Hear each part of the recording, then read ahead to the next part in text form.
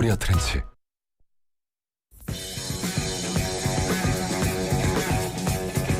예, 신유의 뉴스 정면 승부 4부 시작하겠습니다. 오늘 4부 정면 인터뷰에서 만나볼 분은 더불어민주당 박주민 의원입니다. 지금 전화 연결돼 있습니다. 의원님 안녕하세요. 예, 안녕하십니까. 예. 아, 요새 뭐 정신 없으시죠? 선거 때문에, 대선 때문에. 아무래도 뭐 그런 분위기죠. 아니, 조금 전에 국민의힘 김문수 후보께서 나오셨었는데 이재명 전 대표에 대해서 참 뭐 옛날 얘기부터 해서 좀 공격의 강도가 세지는 것 같은데 어떻게 보세요? 그런 거는? 사실 이번에 이제 국민의힘 경선이 진행되고 있는데 예. 대부분의 내용이 우리 전 대표님에 대한 이야기더라고요. 그래서 뭐 그렇구나 그러고 있습니다. 예. 민주당도 이제 이번 주 일요일이죠, 그죠? 돌아오는 네, 일요일 그때 예. 이제 결정이 되는데 지금 호남권에서 이제 하고 있죠, 그죠? 네네네. 근데 하고 있습니다. 이게 예. 지금 투표율이 어떻게 되는지 이거 가지고 언론에 많이 보도되는데 어떻게 보고 계세요? 모르겠어요. 뭐 어떤 언론에서는 이게 투표율이 좀 낮다 뭐 이런 얘기들을 좀 강조점을 좀 찍어서 막 보도도 하긴 하던데요. 예. 사실은 충청권과 영남권 거치면서 아마 예상대로 가는구나. 호남 민심하고 특별히 다를 게 없구나. 뭐 이런 것들이 영향을 미치지 않나 싶어요. 예. 뭐 호남은 투표율이 중요하다 이런 얘기를 많이 해서 제가 여쭤본 거였거든요. 근데 아시다시피 뭐 이번 경선이 저희들 입장에서는 이렇게 막 불타오르는 경선은 아니어서요. 뭐 긴장감 막 손에 땀 나고 막 이러진 않죠. 예, 그런 건 아니어서요. 예. 근데 어쨌든 지금은 온라인 투표만 지금 집계가 돼 있는 거지 현장 투표는 아직 모르죠, 그죠? 그렇습니다. 온라인 예. 투표도 뭐 오늘치 아직 집계가 안 됐고요. ARS라든지 뭐 현장 집계가 다 나와봐야 최종 스코어는 알 수 있을 것 같아요. 예. 근데 이거 이제 왜 언론들이 주목하느냐? 지난 4.2 담양군수 재선거 여기에 재보궐선거에서 조국 혁신당이 이겼기 때문에 언론들이 더 주목하는 것 같아요. 어떻게 보세요, 이거는? 뭐 그 당시 선거 결과에 대해서는 여러 가지 요인으로 분석을 하고 있지 않습니까? 이제 뭐 후보 문제라든지 예. 뭐 이런 것들 많이 작용됐다고 지금 보기 때문에 그때 있었던 선거 결과를 가지고 평가하기는 어렵고요. 특히 지금 경선은 당내 경선인데다가 아시다시피 구도가 좀 이미 그러다 보니까 그렇죠. 좀 그런 게 있습니다. 예. 근데 이제 뭐 9대0이다, 90% 넘는다 이런 얘기 있는데 어떻게 전망하세요? 최종 득표율이요, 우리 예. 대표님. 80% 후반대하고 90% 초반대 그 사이 뭐 그렇게 나오지 않을까요? 예. 그렇군요. 네네네. 제가 또 한 가지 궁금한 게 윤희숙 여의도 연구원장이 공개 연설한 거 들어보셨죠? 그죠? 죄송하지만 못 들어봤어요. 아니, 예. 언론 신문 뭐 이렇게 언론에 보도된 것만 아셔도 되는데 그거 어떻게 평가하세요? 글쎄요, 제가 헤드라인만 봤는데 뭐 취지는 12월 3일 있었던 내란 행위에 대해서 좀 사과하고 반성해야 된다는 거 아니었습니까? 네, 그렇죠. 아니, 맞아요. 예. 그런 기류가 점점 세지고 있다는 말씀들 제가 많이 들어요. 그러니까 국민의힘 의원들한테서도요. 그러니까 국민의힘 당내 분위기가 좀 윤석열 전 대통령과 이게 완전히 좀 결별 수순으로 간다 이 말씀이세요? 그러니까 점점 그런 기류가 세진다라고 얘기하시는 의원님들이 좀 있어요. 그러니까 특히 이제 이번에 이제 나경원 후보보다는 안철수 후보가 4인에 든 부분이라든지 뭐 어제 그리고 뭐 오늘 나오는 여론조사 보면은 제가 이제 뭐 구체적인 수치를 말하면 뭐 쭉 해야 돼서 그건 안 될 것 같은데 한동훈 전 대표가 좀 높게 나온다든지 이런 흐름이 그런 것들 좀 반영하는 거 아니냐고 평가하는 의원님들이 좀 계시더라고요. 약간 윤석열 과연 저 손절 뭐라든지 또는 뭔가 그런 것들에 영향을 미치는 거 아니냐고 말하는 의원님들이 계시더라고요. 결국 그렇게 되면 지금 추세대로 되면 뭐 국민의힘 전당대회 결과는 어떻게 될 거라고 보세요? 그러니까 저는 개인적으로 이제 최종적인 2인 결정 과정에서는 홍준표 전 대구시장과 한동훈 전 대표 이렇게 올라가지 않을까 싶어요. 저 개인적인 예, 뭐, 아니, 그 예. 당연하죠. 뭐 네. 우리가 뭐 어떻게 알겠어요, 그거를. 네. 근데 그 저 한덕수 권한대행 말이에요. 지금 이제 어제 TV조선 단독 보도부터 시작을 해가지고 오늘 아침 뭐 계속 나오고 있는데 4월 30일인가 뭐 이제 뭐 출마 선언할 것이다 이런 예측이 나오고 있는데 이 부분은 어떻게 보고 계세요? 실질적으로 저희 귀에도 들려오는 여러 소문들이라든지 최근에 이제 보여주고 있는 태도 보면은 출마는 할 것 같거든요. 예를 들어서 뭐 기자들이 출마 여부에 대해서 묻는 질문에 대해서 딱 잘라 아니라고 얘기 안 하지 않습니까? 예. 그러니까 대선과 이런 것들 그리고 지금 진행되고 있는 경선 과정을 관리하고 별일 없도록 만들어야 되는 게 이제 대행의 역할인데 그런 역할을 생각한다면 당연히 출마 여부에 대해서는 만약에 출마 안 할 거라면 확실하게 선을 그어줘야 되지 않습니까? 근데 그걸 안 하고 있어요. 그러면 사실은 뭐 출마 쪽에 마음이 상당히 기울어져 있다고 볼 수밖에 없죠. 예. 출마를 한다. 그 출마를 한다라고 우리가 가정을 합니다. 가정을 해보면 네. 단일화가 순탄하게 이루어질 거라고 보세요?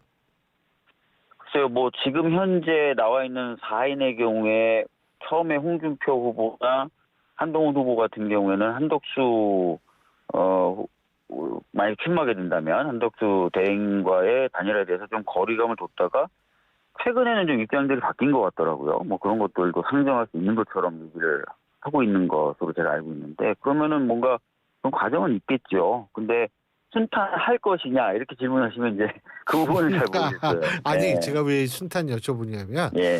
이게 법적인 측면 다시 말해서 이제 대선 때 되면 선거 보조금도 네. 받고 그죠? 네. 이런 게 네. 있지 않습니까? 나중에 이제 선거 끝나면은 또 이 돈도 다시 돌려받고 이거 있지 않습니까? 그런 게 있죠. 근데 예.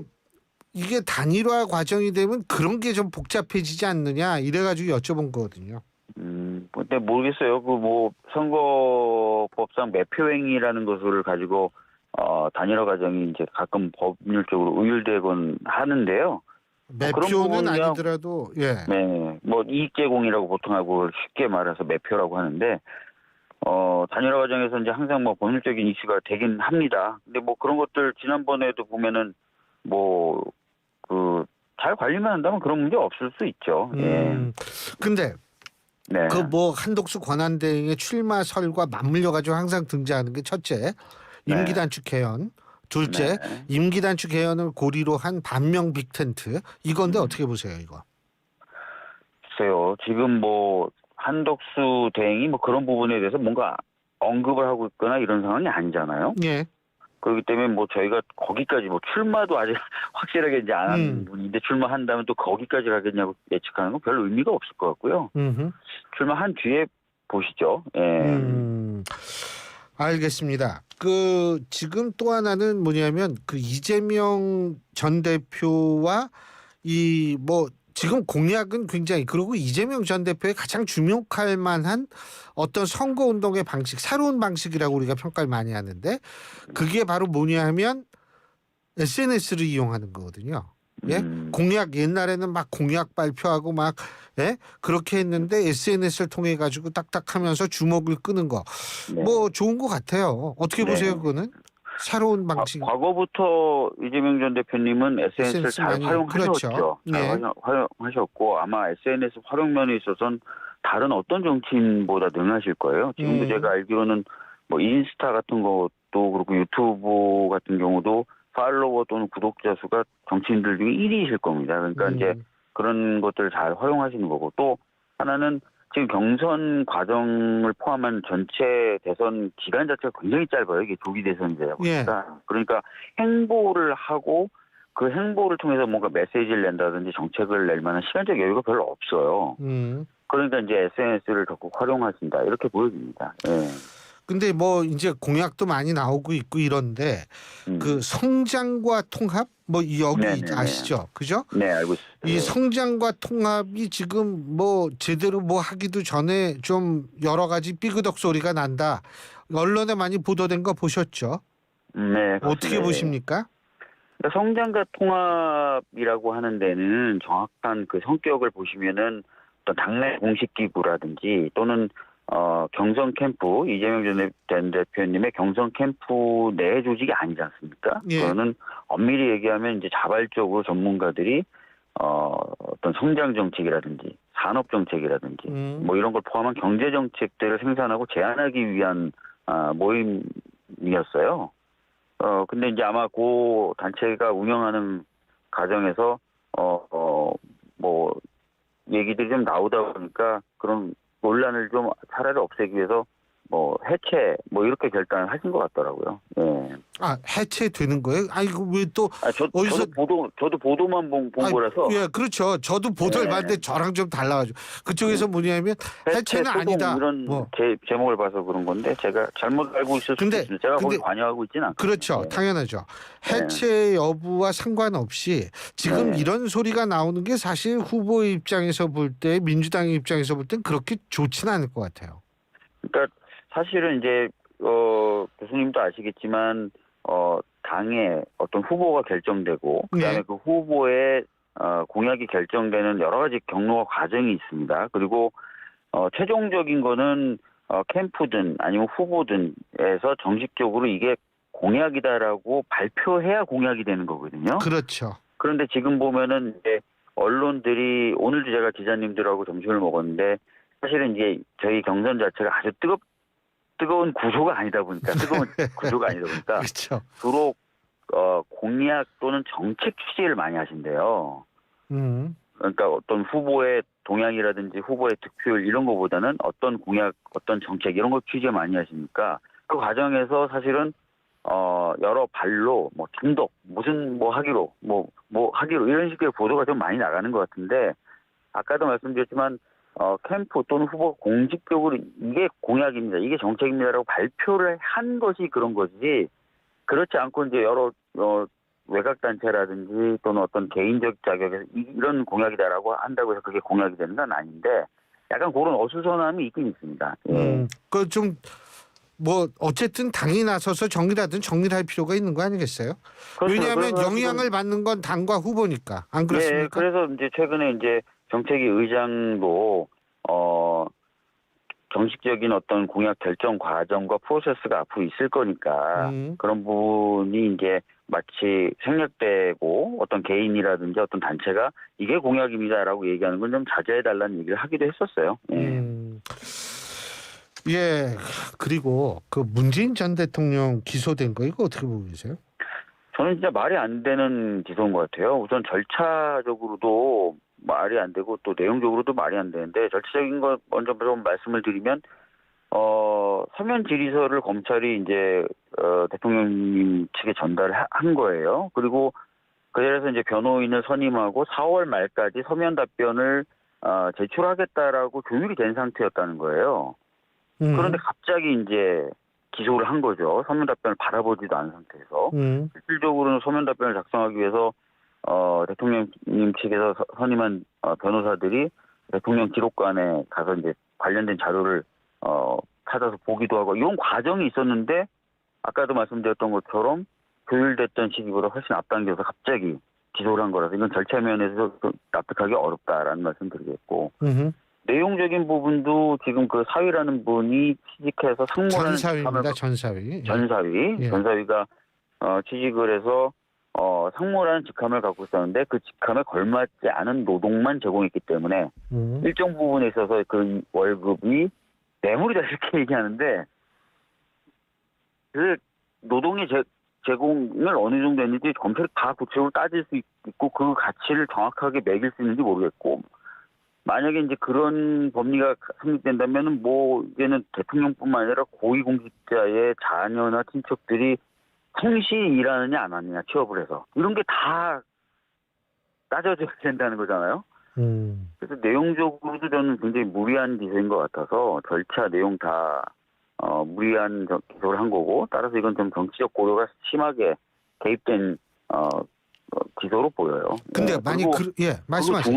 중앙지방법원에다가 왜 공소를 제기하죠? 전주 쪽에서 수사하고 했었는데 그런 것도 좀 이상하죠, 그죠? 예. 만약 그렇다면 말이에요. 박 의원님께서는 특히 이제 법조인 출신이시니까 만약 그렇다면 검찰이 왜 그럴까요? 지금 시기에서? 그래서 제가 지금 말씀드린 게 정치적 의도가 있다고 말씀드린 거고 그 정치적 의도의 내용을 나름 제가 추측을 해보면 윤석열 재판에 대당되는 뭔가의 어떤 것들이 있다라는 것들을 그냥 보여주려고 그런 의도로 한 거 아닐까요? 그래서 무리하게 날짜도 당겨서 내용적으로도 이해가 안 되는, 그렇지만 기소는 일단 하는, 그것도 중앙지방법원에 그렇게 한 거 아닐까 싶어요. 네. 자, 그리고 법조인 출신이시니까 또 하나. 이재명 전 대표의 공직선거법 위반 사건, 지금 대법원이 엄청난 속도를 내고 있다라는 평가가 많은데, 그죠? 네네네. 이거 일단 어떻게 보시고 언제쯤 결과가 나올 거라고 보십니까?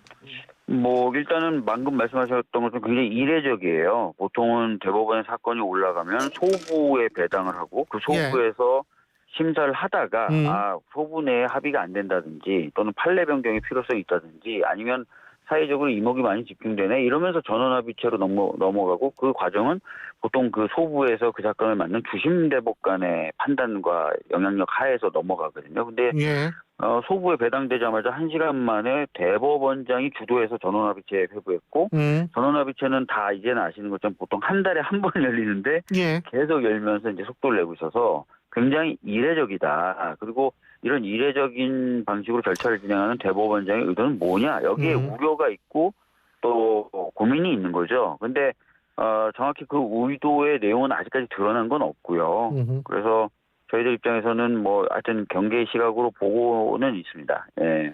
근데 그 대충 언제쯤 나올 거라고 보세요? 그래서 그거를 뭐 짐작하기는 어렵겠죠. 아니 정확히 근데 말씀드리기는 어렵겠죠. 근데 원래 한 2번 하면은 결론 뭐 선고일 잡고 이런다는 얘기인데 맞습니까? 그 전원 합의체 2번 심리 정도 하면? 최근에 저도 이제 뭐 언론에 보도 나온 걸 들어보니까 사건이 대법원 쪽으로 온 지도 조금 됐고 사건 관련돼서 아마 이제 재판 연구관이라고 하죠. 대법관들 되는 사람들이 어느 정도 기록 검토는 했을 거고, 그래서 뭐 전원합의체 그 자체의 어떤 회의를 여러 번 할 필요는 없을 것이다. 뭐 이런 얘기도 나오긴 하는데 정확한 건 알 수 없습니다. 뭐 하여간 그래서 뭐 일설에 하면 5월 11일 이전에나 11일이 왜 그 후보 등록이잖아요. 네네네. 그 이전에 나온다, 아니다, 대선 전에 나온다, 여러 가지 얘기가 나오고 있는데 뭐 대선 전에는 나올 가능성이 있을 수 있다라는 의견도 많은 것 같더라고요. 네, 아까 말씀드렸던 대로 뭐 그 대법원장의 어떤 의도 자체를 저희들이 막 추정하는 것 자체가 뭐 한계가 있고요. 한계가 있고, 다만 이제 어떤 정치적 의도는 없어야 되고, 법과 원칙에 따라 판단을 하는 게 저는 매우 중요하다라고 말씀드리겠습니다. 잘 알겠습니다. 오늘 말씀 여기까지 듣겠습니다. 고맙습니다. 감사합니다.